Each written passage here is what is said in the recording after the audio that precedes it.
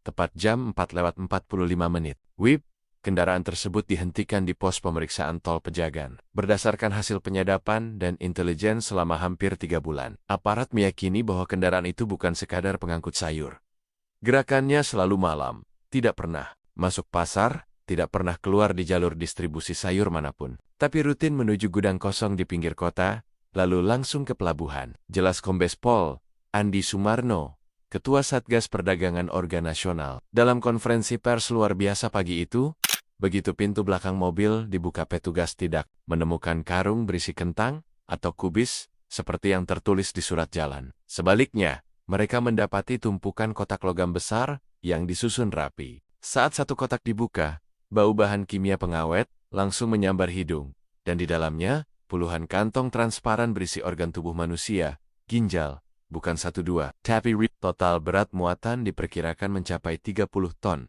Setiap kantong diberi label barcode, sebagian bahkan tertera nama pasien penerima dalam bahasa asing. Artinya, organ-organ ini telah masuk ke dalam sistem distribusi gelap berskala internasional. Harga satu ginjal di pasar ilegal internasional bisa mencapai lebih dari 1,5 miliar rupiah. Dan jika dikalkulasikan, muatan dalam mobil tersebut setara dengan lebih dari 40 triliun rupiah nilai perdagangan haram. Kami menemukan bukti kuat bahwa ini adalah hasil dari kejahatan perdagangan manusia besar-besaran, ujar Jenderal Bambang Wijaya, Kapolri, dalam pernyataannya dari Mabes Polri.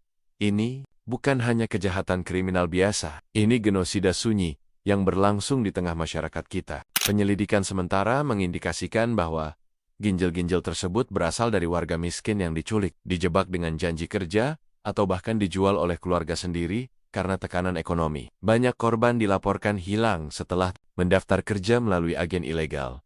Mobil box yang digunakan adalah bagian dari armada logistik perusahaan fiktif yang terdaftar atas nama seorang wanita lansia di Indramayu, yang ternyata sudah meninggal 3 tahun lalu. Gudang tempat pengambilan muatan terdaftar sebagai tempat penyimpanan hasil tani, tetapi telah ditutup permanen sejak pandemi.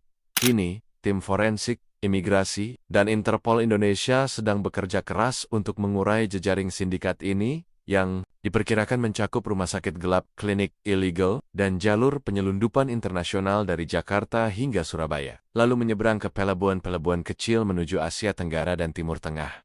Mobil itu mungkin satu dari puluhan yang sudah lolos selama ini. Yang tertangkap ini hanya ujung pisau, kata seorang penyidik senior yang tak ingin disebutkan namanya. Kami tidak hanya bicara soal kriminalitas. Ini industri kematian yang rapi, canggih, dan sistematis. Jakarta, di balik setiap barcode yang menempel pada kantong organ ginjal,